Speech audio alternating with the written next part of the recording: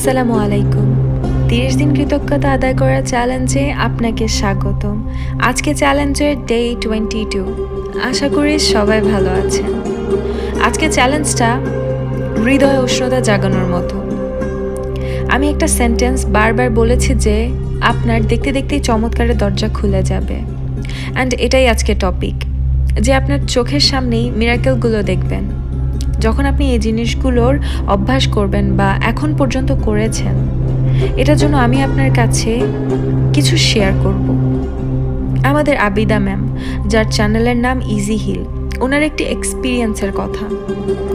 ওনার 2001 সালের একটি ডায়েরি আছে। তিনি তখন থেকে ওনার টার্গেটসগুলো লিখছেন। ওনার শুরু থেকেই এই অভ্যাসটি রয়েছে যে রমজানের সময় শ্রমিক মানুষ আল্লাহর থেকে যখন কিছু চায়, ঠিক তেমনই তিনি শ্রমিক হয়ে যেতেন এবং তিনি আল্লাহর কাছে তার পারিশ্রমিক চাইতেন।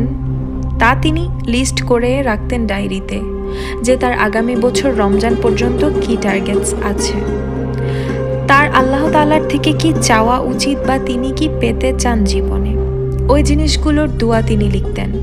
তিনি যখনই তার পুরনো ডায়েরি খুলে দেখেন, তার ওই টার্গেটসের লিস্টগুলো যখন তিনি দেখেন, তিনি অনেক অবাক হন। আর তখনই তার ভিতর থেকে কৃতজ্ঞতার সৃষ্টি হয়।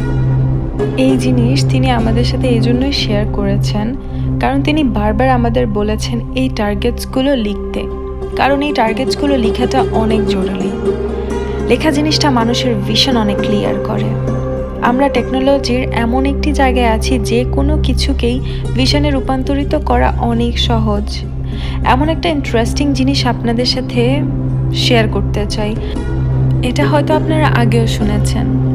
আবিদা ম্যাম এই স্টোরিটা একটা বই থেকে পড়েছিলেন, যে কিছু স্টুডেন্টস তাদের তালিম শেষে তারা একটা রেস্টুরেন্টে দেখা করে। তারা সেখানে বসে প্ল্যান করে যে তারা এখানেই 3-4 বছর পর আবারও আসবে এবং এখানেই দেখা করবে। তারা সবাই তাদের তালিম কমপ্লিট করার পর তাদের নোটবুকে তাদের টার্গেটসগুলোর কথা লিখে। আর তারা এটাই ঠিক করেছিল যে তারা তাদের এই লিস্ট বা এই টার্গেটস হোটেলের মালিককে দিয়ে দিবে।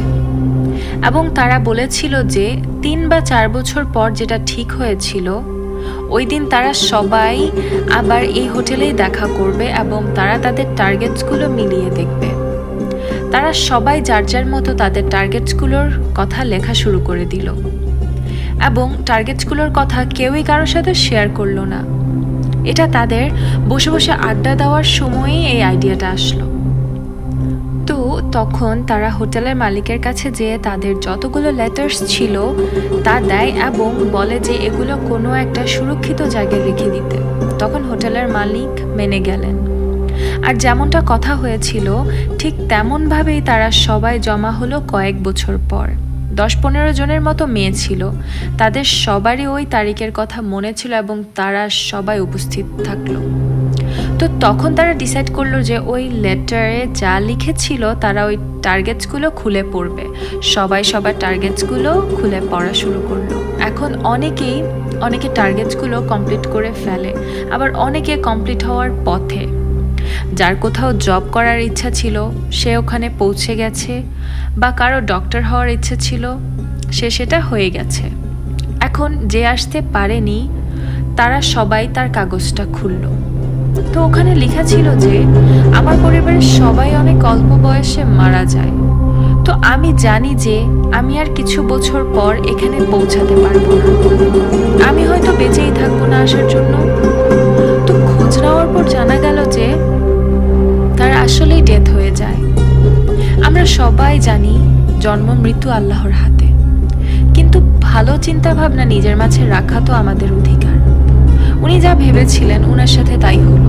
এখন দেখুন, আমরা যদি আমাদের গোলসগুলো নিয়ে ভালো কিছু লিখে ফেলি তাহলে এটা আমাদের জন্যই উত্তম। এটা তো বেশি এফোর্টসেরও দরকার হয় না। হতে পারে আপনি ছোটবেলায়ও এই জিনিসটা করেছেন, যেমন কোনো কিছুর জন্য আপনি ভেবেছেন যে আগামী বছর আমাকে এটা করতে হবে বা আমি এটা করব।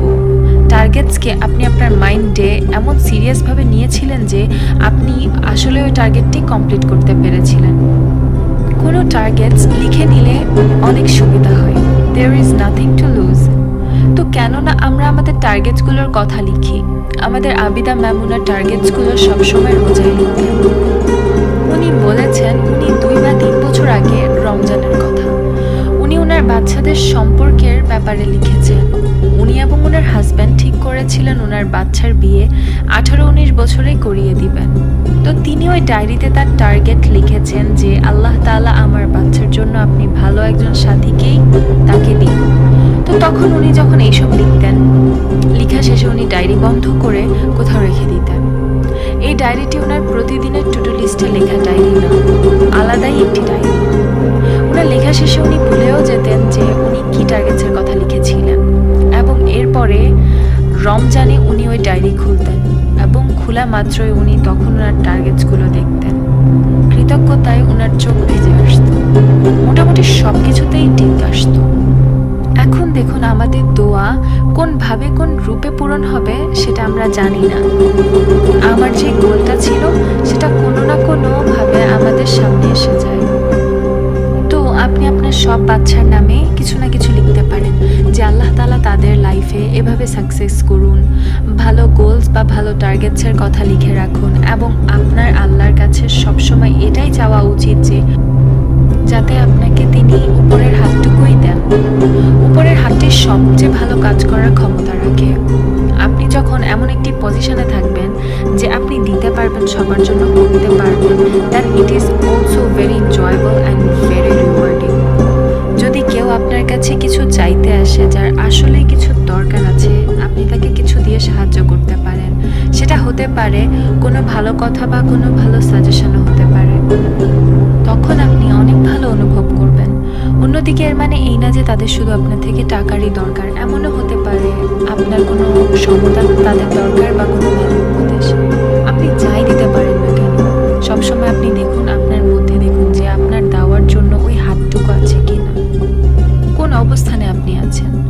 আপনি আপনার অস্তিত্ব নিয়ে ভাবুন যে যিনি আপনার রব, মুমিনের সাথে খেজুরের তুলনা দেওয়া হয়েছে, যে আপনার অস্তিত্ব একটি খেজুরের মতো কিনা, যেমনটা খেজুরের সবার জন্য অনেক উপকারী।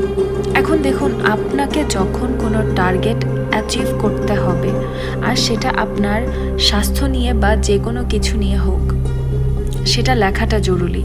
আর সেটা লিখে বা কোনো ছবির মাধ্যমেই হোক না কেন, সেটা এমন জায়গায় রাখতে হবে যেন আপনি বারবার সেটা দেখতে পান।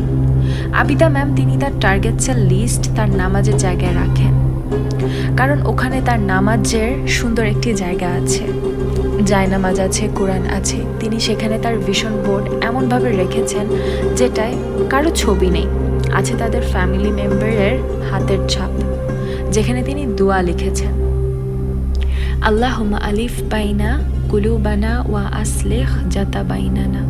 তিনি বলেছেন অন্য কোনো এক ভিডিওতে তিনি ওনার ভিশন বোর্ডের ছবি শেয়ার করবেন, আর আপনিও আপনার ভিশন বোর্ডসের ছবি আমাদের কমেন্ট সেকশনে বা আমাদের ফেসবুক পেজে শেয়ার করতে পারেন, যার নাম ইজি হিল। আর অবশ্যই এটাও শেয়ার করুন যে আপনি যখন আপনার টার্গেটস লিখছেন তা কিভাবে অ্যাচিভ হচ্ছে তা আমাদের জানান। এক বোন আছেন যিনি আমাদের সাথে তার টার্গেটস শুরু করেছিলেন। উনি আমাদের সাথে শেয়ার করেছেন যে ওনার গোল ছিল ওনার বাচ্চার যাতে ভালো জায়গায় বিয়ে ঠিক হয়। তো উনি বলেছেন যে আল্লাহ তাআলা ওনার টার্গেটস পূরণ করেছেন। এখন আমার আর আপনার কাজ হচ্ছে যে আল্লাহর কাছে চেয়ে যাওয়া, ওনার ওপর বিশ্বাস রাখা, and there is no limitations. কারণ যিনি দিচ্ছেন তার হাতে কোনো লিমিটেশনস নেই। We are nothing to lose. আপনি যদি এখনও আপনার গোলস না লিখে থাকেন তাহলে লিখে ফেলুন, আর আপনি যত চান তত লিখতে পারেন। এরপর ওটার আপডেট করতে থাকবেন, যেটা যেটা অ্যাচিভ হয়ে যাবে আপনি সেটা টিক মার্ক দিতে যাবেন এবং টার্গেটস লিখতে থাকবেন, সেটাই স্বাস্থ্য নিয়ে হোক বা কারো ঋণ পরিশোধ নিয়ে। ওই জীবন অনেক সুন্দর হয় যেটাই আপনাকে কারো কিছু পরিশোধ করতে হবে না। আপনি অনেক হালকা অনুভব করবেন ওই সময়টায়। ওইসব নিয়েও আপনি আপনার টার্গেটস লিখতে পারেন। ইনশাআল্লাহ আল্লাহ তাআলা ভালোটাই করবেন।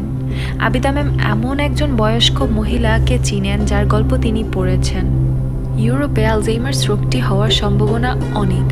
তো ওনার কথা ছিল যে পুরোটা জীবনে উনি নিজেকে এটা বলতো যে যাই হোক না কেন তার কখনো এই রোগটি হবে না। সে তার চিন্তাভাবনাকে সবসময় ঠিক রাখতেন। আমার হাতটি একদম ঠিকমতো স্ট্রং থাকবে। ওই মহিলাটি তার নিজের স্টোরি শেয়ার করেছেন, তিনি লিখেছেন একটা বইও। উনি বলেছেন শেষ পর্যন্ত ওনার আশেপাশের মানুষজন সবাই এই রোগে ইনফেক্টেড হয়েছে, কিন্তু শেষ পর্যন্ত ওনার এই রোগটি হয়নি। কারণ আমি আমার পুরো জীবনটাতে নিজেকে এটাই বলেছি এবং এটাই লিখেছি যে এই রোগটি আমার হবে না। তিনি বারবার এটাই লিখেছেন এবং এটাই তিনি সবসময় দেখতেন। তো আল্লাহ সুবহানাহু তাআলা আমাদের ওটাই দেন যেটা আমরা ওনার থেকে আশা করি। আপনি আপনার এক্সপেকটেশনকে একটি আকার দিন এবং সেটা লিখে ফেলুন, বা একটা ছবির আকার দিন এবং ওটাকে দেখুন এবং অপেক্ষা করুন।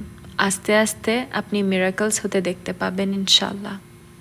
তারপর অবশ্যই আপনার মুখ থেকে আলহামদুলিল্লাহ ছাড়া আর কোনো শব্দই বের হবে না।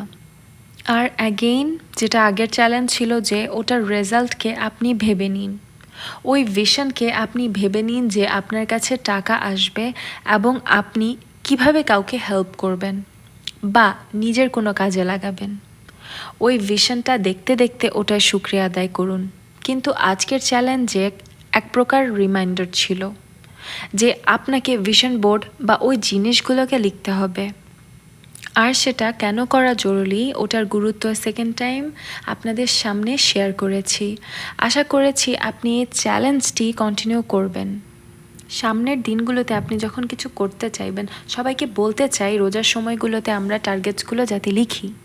অনলাইনে আমরা ওটার প্রিপারেশন নিয়ে থাকি এবং আমরা আপনাকে হেল্প করে ভিশন বোর্ড বানাতে, বিকজ রমাদান হচ্ছে বেস্ট একটি মান্থ, রহমতের একটি মাস, যেটার মাধ্যমে আপনি আপনার জীবনের পরিবর্তন আনতে পারবেন। এটাই হচ্ছে আপনার আজকে চ্যালেঞ্জ।